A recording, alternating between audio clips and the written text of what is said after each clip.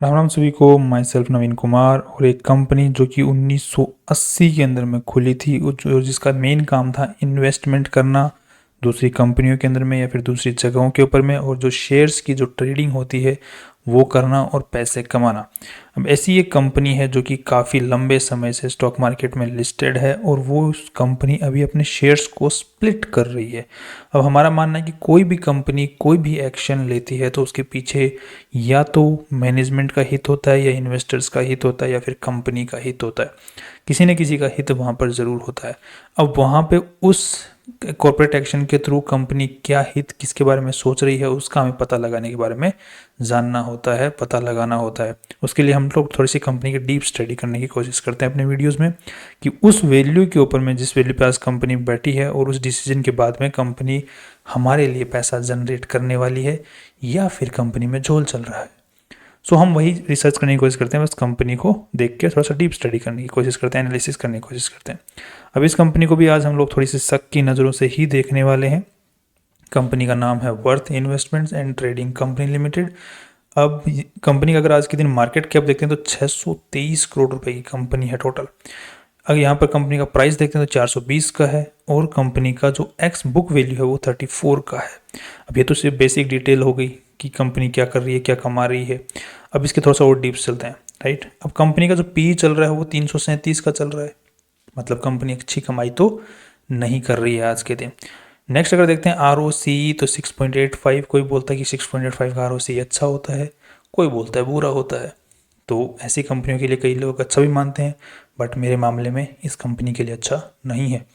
Are जो ये percentage होता है ये कैलकुलेट किया जाता है इस डेटा की बेसिस के ऊपर में, और इस डेटा के हिसाब से तो ऑलरेडी स्टॉक जो है लगभग 13% या 12 गुना ऊपर चल रहा है। तो हम लोग पैसा लगा लेने वाले हैं इस प्राइस के ऊपर में, और जो कैलकुलेशन ये वाली हो रखी है ये हो रखी है इस प्राइस के बेसिस पे। तो एक्चुअली अगर इस प्राइस के बेसिस के ऊपर में इसका कैलकुलेशन किया जाए तो 1% से भी कम कंपनी कमा रही है आज के दिन, जिस प्राइस पर हम आज के दिन स्टॉक प्राइस चल रहा है। अब कंपनी स्टॉक स्प्लिट करना क्यों चाह रही है, वो मेन क्वेश्चन है। चलो चलते हैं नेक्स्ट। सबसे पहले हमें ये देखना पड़ेगा कंपनी के स्टॉक में अभी तक क्या हलचल हुई है। तो पिछले 5 साल का अगर हम लोग डेटा उठा के देखते हैं तो अचानक कंपनी के अंदर में एक बड़ा उछाल देखने को मिला है, जो कि 2020 के बाद में जो कोरोना काल आया था उसके बाद में तो कंपनी में बहुत ही भयंकर उछाल देखने को मिला। फिर वापस से जो बड़ा उछाल देखने को मिला वो जुलाई 2023 के बाद में देखने को मिला। अब इसके पीछे रीज़न क्या है, चलो समझते हैं। अब यहाँ पे कंपनी को मेनली समझने की कोशिश करते हैं कंपनी के बैकग्राउंड के साथ में, राइट।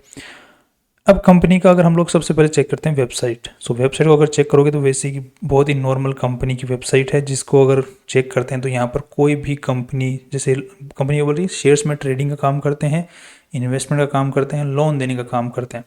सो यहाँ पर ऐसी कोई इन्फॉर्मेशन, अगर किसी को लोन चाहिए तो कहाँ से ले कैसे ले, कोई इन्फॉर्मेशन यहाँ पर अवेलेबल नहीं है। जस्ट बिकॉज स्टॉक मार्केट में जो भी लिस्टेड कंपनी होती हैं उनको एक वेबसाइट मेंटेन करनी पड़ती है, उस नाम के लिए ही वेबसाइट बनाई हुई है। कंपनी की अगर कॉन्टैक्ट इन्फॉर्मेशन की बात करते हैं तो ईमेल इसमें worthinvestmenttrading@gmail.com। कंपनी के पास में प्रोफेशनल ईमेल आईडी भी नहीं है। Next, okay. कंपनी का अगर एड्रेस चेक करते हैं तो विलेज बिलोशी। मैं ये नहीं बोलता कि गांव से कोई ऑफिस नहीं खोल सकता, कोई बिजनेस नहीं कर सकता, बिल्कुल कर सकते हैं, बट अब बिजनेस किस तरीके से होता है उसकी भी बात कर लेते हैं गांव से। अब यहाँ पे अगर हम लोग कंपनी की डिटेल्स अगर चेक करते हैं तो कंपनी लगभग कुछ खास बिजनेस कर नहीं रही थी इतने सालों से। 2021 तक कोई खास बिजनेस कंपनी के अंदर में नहीं हो रहा था। बस कंपनी यूजुअली जो है बस 3 लाख 4 लाख रुपए यूजुअली कमा रही थी और आगे बढ़ रही थी। कंपनी का अगर हम लोग शेयर होल्डिंग पैटर्न भी देखते हैं यहाँ पर, जो कि ईयरली बेसिस के ऊपर में पहले चेक करते हैं, तो कंपनी के अंदर में 2019 के अंदर में mainly share holding patterns promoters के पास में वापस आया है। मतलब शेयर्स जो प्रमोटर लोग हैं उन्होंने अपने शेयर्स वापस खरीदे हैं। अब जो पुराने शेयर होल्डर्स हैं, प्रमोटर लोग हैं, उन्होंने अपने शेयर्स वापस नहीं खरीदे। नए ही प्रमोटर स्टॉक मार्केट में आए हैं, इस कंपनी के अंदर में आए हैं, जिसने कंपनी को वापस संभाला है। वो लोग ये है निमित राजेश घटालिया, बीना राजेश घटालिया, निमित इम्पैक्स, मीरा मिहिर घटालिया। ये लोग इस मार्केट में नए उतरे थे, इस कंपनी के अंदर नए प्रमोटर बने। ओके, अब नेक्स्ट क्या होता है। अब ये जो लोग हैं जिन्होंने मार्च 2019 के अंदर में शेयर्स खरीदना चालू किया है प्रमोटर्स कैटेगरी के अंदर में, ये अपने शेयर्स बेच नहीं रहे हैं कहीं पर भी। यहाँ पर अगर 2024 तक अगर लोग चेक करेंगे तो काफ़ी उतार चढ़ाव आपको देखने को यहाँ पर मिलेगा। अगर हम लोग अब इसको क्वार्टरली के अंदर में चेंज कर देंगे तो यहाँ पर दिख रहा है आपको, यहाँ पर वापस शेयर्स खरीदे गए हैं, यहाँ दिख रहा है शेयर्स वापस बेचे गए हैं क्योंकि यहाँ पर शेयर्स कम हुए हैं तो यहाँ पर वापस कम हुए हैं, यहाँ पर वापस से खरीदे गए हैं, राइट। तो यहाँ पर ये जो उतार चढ़ाव आपको देखने को मिल रहा है ये एक्चुअली खरीदना बेचना नहीं हो रहा है शेयर्स का, ये एक्चुअली हो क्या रहा है, कंपनी वारंट्स और right issues time to time जारी कर रही है। अब राइट इश्यूज नहीं, प्रेफरेंशियल शेयर्स जारी कर रही है। प्रेफरेंशियल शेयर्स क्या होते हैं, जो कंपनी कुछ जो इक्विटी शेयर्स जो कि हम लोग नॉर्मली शेयर्स खरीदते हैं स्टॉक मार्केट से, उसी टाइप से शेयर्स होते हैं, बट वो शेयर्स के बदले आपको वोटिंग राइट नहीं मिलता, कंपनी में मालकियत नहीं मिलती है आपको अलग से, राइट। तो उन प्रेफरेंशियल शेयर्स को वापस नॉर्मल शेयर्स के अंदर में कन्वर्ट किया जा सकता है, वो एक प्रोसीजर होता है। तो कंपनी को अगर हम लोग डेटा चेक करते हैं तो यहाँ पर 2019 के बाद के अंदर में कंपनी के जो प्रमोटर लोग हैं ये एक्टिव हो जाते हैं, और उसके बाद में 2020 के अंदर में अगर हम लोग यहाँ पर डेटा चेक करेंगे आपको यहाँ पर देखने को मिलेगा। अब हाँ, इस चीज़ का पुष्टि कर देता हूँ कि क्यों उन्होंने नहीं बेचा है। यहाँ पर अगर तो देख पाएंगे 2019 के अंदर में इन्होंने अपने शेयर्स खरीदे थे कंपनी ने। अब 2020 के अंदर बाद में आप देखिए सिर्फ एक्विजिशन हो रखा है, उससे पहले डिस्पोजल हुआ है क्योंकि जो पुराने प्रमोटर्स हैं उन्होंने अपने शेयर्स बेचे थे, उसके बाद में एक भी शेयर प्रमोटर्स ने नहीं बेचा। यहाँ पर सब एक्विजिशन आपको देखने को मिलेगा पूरी लिस्ट के अंदर, राइट। नेक्स्ट अगर देखते हैं अब किस तरीके से 2020 में किस तरीके से स्टॉक मार्केट ये कंपनी चली है, राइट। अब हम लोग चलते हैं 2019 के अंदर में कंपनी का कंट्रोल दूसरी मैनेजमेंट के हाथ में आया। उसके बाद में रजिस्टर्ड ऑफिस है उसको शिफ्ट किया गया गांव के नए एड्रेस के ऊपर में। ये नए अपॉइंटमेंट हुए हैं, नई चीज़ें हुई हैं, सारी की सारी बिजनेस को पूरे ही नए सिरे से उठाया गया है। फिर 2022 के अंदर में कंपनी ने 2022 के अंदर में कंपनी ने फिर जारी किए हैं allotment of equity shares to preferential equity shares. ये भी यहाँ पर ये किस तरीके से की हैं उसकी अगर चर्चा करते हैं 1 सेकेंड, तो ये देखो अगस्त 2021 के अंदर में प्रेफरेंशियल शेयर्स जारी किए गए थे। प्रेफरेंशियल शेयर्स मतलब उन लोगों के लिए शेयर्स जारी किए गए थे जिनको अगर शेयर्स चाहिए बट आपको वोटिंग राइट, कंपनी में मालकियत नहीं मिलेगी, बट आपके जो शेयर्स होते हैं उनको कंपनी वापस खरीद लेगी अगर मौका मिलेगा तो, या फिर आपको कुछ ना कुछ डिविडेंड के तौर पे बेनिफिट देती रहेगी कंपनी, या फिर उन प्रेफरेंशियल शेयर्स को इक्विटी शेयर्स में फ्यूचर में कन्वर्ट कर देगी। तो यहाँ पर 18-19 रुपये के भाव के उम्र में प्रेफरेंशियल शेयर्स कंपनी ने जारी किए 2021 में। अब यहाँ पर अगस्त 2021 में एक्चुअली भाव क्या चल रहा था, अगर हम लोग प्राइस को चेक करते हैं तो यहाँ पर अगस्त 2021 वही भाव जिस भाव के ऊपर में स्टॉक प्राइस चल रहा है वहीं पर कंपनी ने प्रेफरेंशियल जारी किया जिस भाव में स्टॉक प्राइस चल रहा है। फिर क्या हुआ, फिर उन प्रेफरेंशियल शेयर्स को क्या कर दिया गया, इक्विटी शेयर्स में कन्वर्ट कर दिया गया। इक्विटी शेयर्स में कब कन्वर्ट किया गया, ये कन्वर्ट किया गया है अप्रैल 2022 को। तो यहाँ पर हम लोगों को दिखेगा कि अप्रैल 2022 में अगर हम लोग डेटा चेक करेंगे तो यहाँ पर हमें दिखेगा अप्रैल 2022 जो कि मार्च 2022 के बाद में आता है। तो यहाँ पर इक्विटी शेयर्स प्रेफरेंशियल शेयर्स को इक्विटी शेयर्स में कन्वर्ट कर दिया गया। इक्विटी शेयर्स में कन्वर्ट करेंगे तो इक्विटी कैपिटल बढ़ेगा, इक्विटी कैपिटल बढ़ेगा तो यहाँ पर आपको दिख रहा है इक्विटी कैपिटल बढ़ गया अचानक से। किस लिए बढ़ा, कंपनी ने नए शेयर्स जारी नहीं किए हैं, पहले ही शेयर्स जारी कर दिए थे और बाद में उनको नॉर्मली इक्विटी शेयर्स में कन्वर्ट कर दिया गया। अब यहाँ पे अगर आप लोग ध्यान देंगे इस चीज़ का तो आपको एक चीज़ देखने को मिलेगी। 2000 कब की बात है ये, 2023। तो यहाँ पर 2023 में अगर आप लोग इनकी डेटा देखोगे तो यहाँ पर इनके शेयर्स ऑटोमेटिक बढ़ गए हैं। तो इन्होंने नए शेयर्स खरीदे नहीं हैं प्रमोटर्स ने, इन्होंने ही प्रेफरेंशियल शेयर्स खरीदे थे अपनी ही कंपनी के, खुद ने ही प्रेफरेंशियल शेयर्स को इक्विटी शेयर्स में कन्वर्ट कर लिया और खुद ही मालकियत और ज़्यादा बना ली कंपनी के अंदर में। तो ये होता है गेम, राइट। कई बार जैसे पब्लिक शेयर होल्डर्स के पास में होल्डिंग ज़्यादा होती है और प्रमोटर्स के पास में कम होती है, तो यूजुअली कंपनी क्या करती है, तो वारंट्स इशू करती है, कन्वर्टिबल वारंट्स या फिर प्रेफरेंशियल शेयर्स वारंट इशू करती है और फिर मैनेजमेंट से अप्रूव करवा करके बाद में उन वारंट्स को कन्वर्ट कर देती है इक्विटी शेयर्स में। तो अल्टीमेटली जो प्रमोटर लोग जिनकी शेयर होल्डिंग पहले कम होती है वो अल्टीमेटली वो अपनी शेयर होल्डिंग को बढ़ा लेते हैं कंपनी में और वो बड़े मालिक बन जाते हैं कंपनी के अंदर में। तो इसीलिए एक माइनॉरिटी शेयर होल्डर्स को प्रोटेक्ट करने के लिए फिर अलग से नियम बनाए गए थे, लॉ बनाए गए थे, क्योंकि मैनेजमेंट के जो लोग थे, प्रमोटर जो लोग थे, वो इस तरीके से हैरेसमेंट करते थे। अब यहाँ पे इन्होंने अच्छा खासा स्टेक बना लिया। अब नेक्स्ट क्या करते हैं, फिर से कंपनी क्या करती है, ओके 2022 के अंदर में ये काम किया, फिर से कंपनी ने वही काम किया 2023 के अंदर में। इस बार क्या किया इन्होंने, प्रिफरेंशियल शेयर्स और वारंट्स अगेन इश्यू किए। वारंट्स प्रेफरेंशियल वो किस भाव के अंदर में, 24.5 के भाव के अंदर में। अगर हम लोग चेक करेंगे तो आपको इसकी डिटेल यहाँ पर मिल जाएगी। ये है 18 अप्रैल, ये वारंट्स को कन्वर्ट किया गया है। सो यहाँ पर जो ये कंपनी ने वारंट्स, ये 2023 के अंदर में जो नए प्रेफरेंशियल शेयर्स और वारंट्स जारी किए हैं, इनको ही कन्वर्ट कर दिया गया इक्विटी शेयर्स और वारंट्स को। कुछ इक्विटी शेयर्स और वारंट्स को तो यहाँ पर कन्वर्ट कर दिया गया जो 24.5 के भाव में, जो कि 2023 नवंबर 2023 में इन्होंने कन्वर्ट कर दिया गया था, जो कि 24.5 के भाव में, राइट। और उस वक्त भाव क्या चल रहा था जब जारी किया था, तब 1 सेकेंड 29 नवंबर 2023, तो 29 नवंबर 2023 को भाव क्या चल रहा है, 29 नवंबर 2023 ये चल रहा है 84-90 रुपये के आसपास में शेयर प्राइस चल रहा है। और जो प्रेफरेंशियल शेयर्स जो जारी किए थे वो कब जारी किए थे, 1 सेकेंड यहाँ पर हम लोग देख लेते हैं, ये 19 जुलाई 2023 को। सो 19 जुलाई को भाव क्या चल रहा था, अब यहाँ पे देखो 36 रुपये के भाव के ऊपर में स्टॉक का प्राइस चल रहा था। कंपनी ने प्रेफरेंशियल शेयर्स और वारंट्स जारी कर दिए 24 रुपये के भाव में।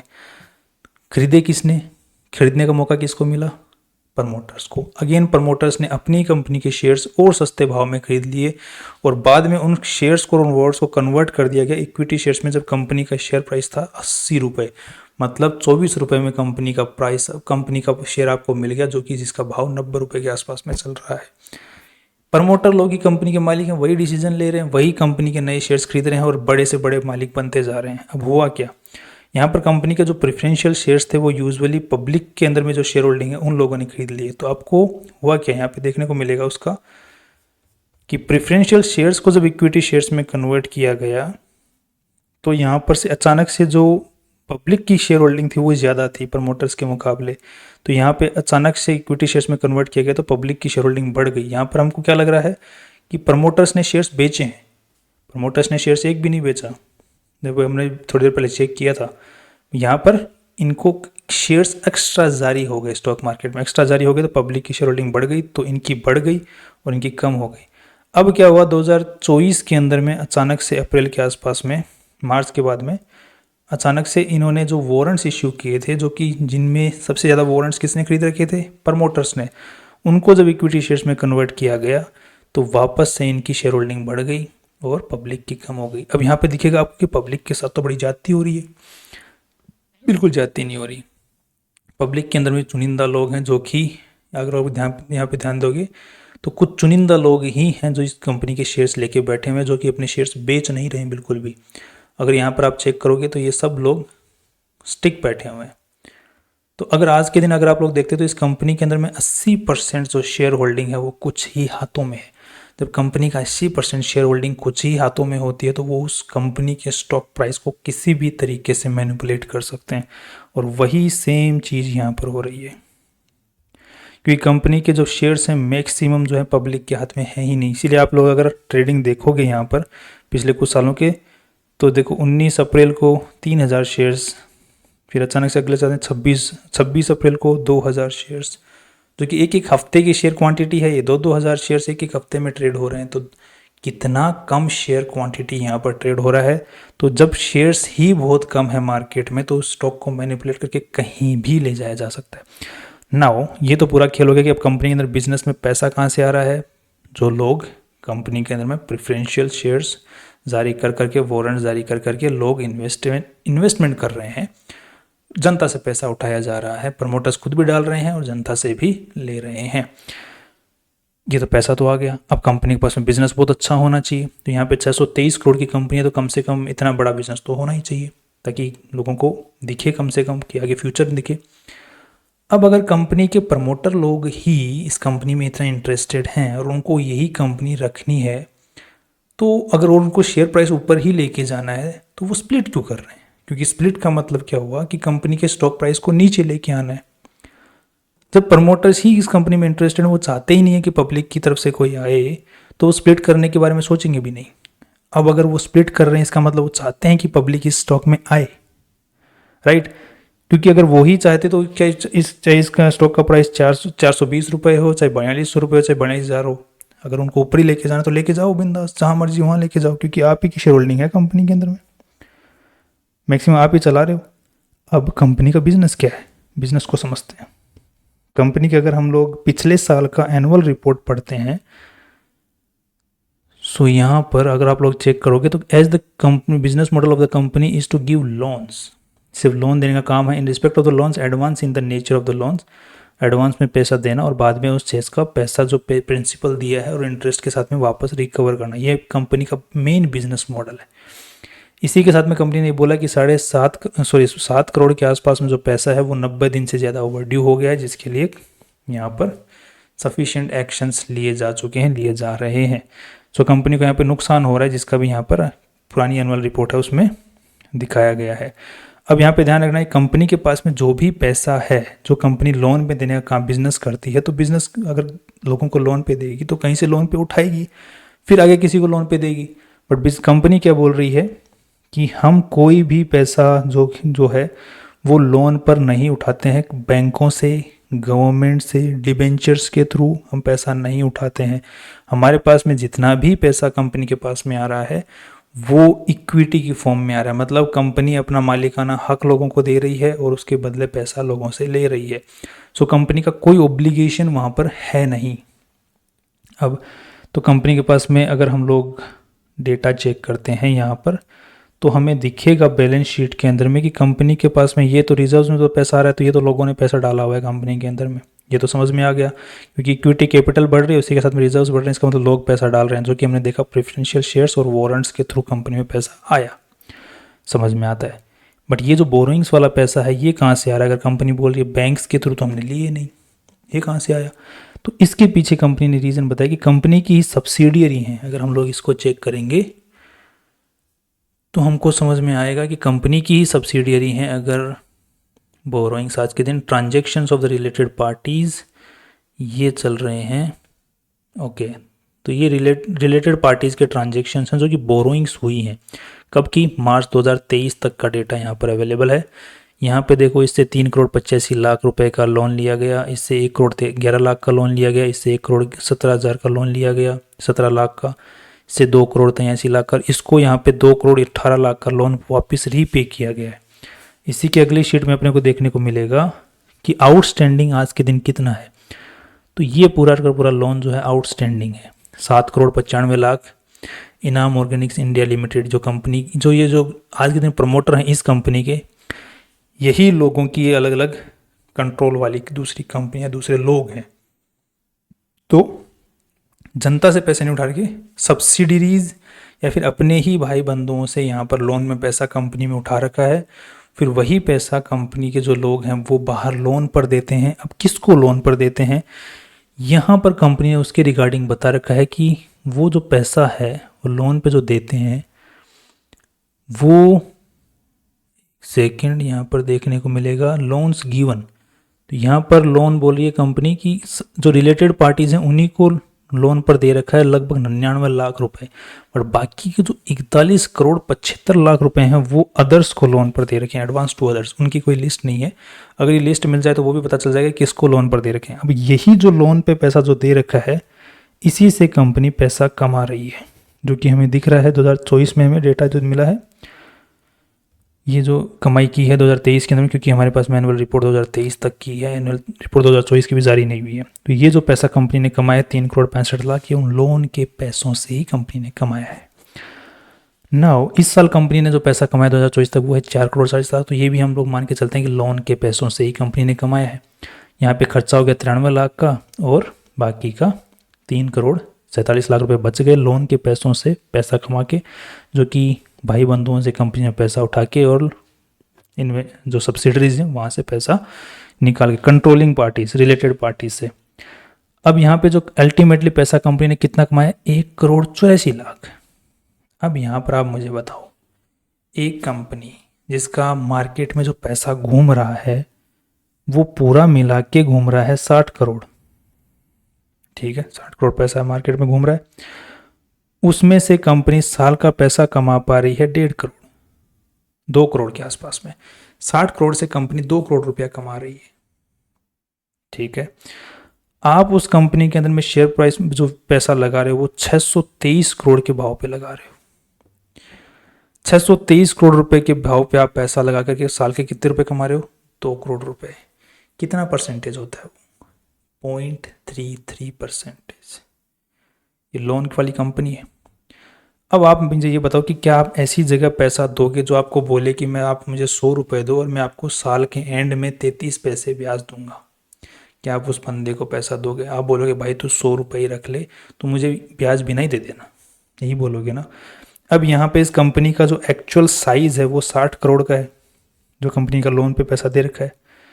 अब आप बताओ कि कोई बंदा बोले कि मैं आपको 100 रुपये तू मुझे दे, मैं तुझे 20 रुपये की चीज़ दे देता हूँ, कल को अगर मैं 100 रुपये नहीं पे कर पाया तो ये 20 रुपये की चीज़ तू कहीं बेच देना, राइट।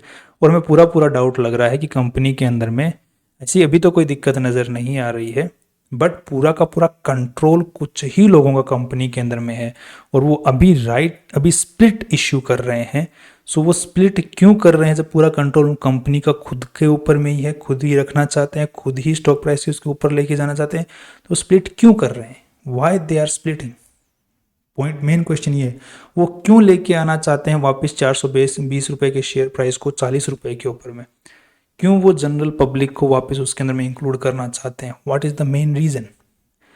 जो मेन रीजन यूजुअली ऐसे सिचुएशन में होता है जहाँ पे पूरा कंट्रोल कंपनी का कुछ ही लोगों के हाथों में होता है, तो वहाँ पर मेन रीजन होता है डंप करना, शेयर्स को अब बेचना, कि बहुत कमा लिया पैसा, अब डंप करो, निकलो यहाँ से। तो अब ऐसा होता है कि नहीं होता वो फ्यूचर की बात है, बट आज के हिसाब से ये कंपनी मेरे हिसाब से खरीदने लायक तो सिचुएशन में नहीं है। अगर ये कंपनी यहाँ से 10 गुना नीचे मिलती है, 10 गुना नीचे, तो भी एक बात सोचने वाली है, तब भी आई थिंक उस सिचुएशन में खरीदने के लायक बन जाएगी। 10 गुना नीचे तो 60 करोड़ रुपए की कंपनी, क्योंकि इसकी जो लोन बुक साइज है वो खुद ही 60 करोड़ की है। ओके, सो यही मेरा पूरा ओवरऑल व्यू है इस कंपनी को लेकर के। अब ये अगर फ्यूचर में ऊपर भाग ही रही है तो ध्यान रखना कुछ ही लोगों के हाथ में एक कंपनी का स्टेक है, वो जहाँ लेके जाना चाहें वहाँ लेके जा सकते हैं। इस कंपनी को कोई लेने वाला, खरीदने वाला, बेचने वाला नहीं है, वो खुद ही खरीद रहे हैं, खुद ही बेच रहे हैं।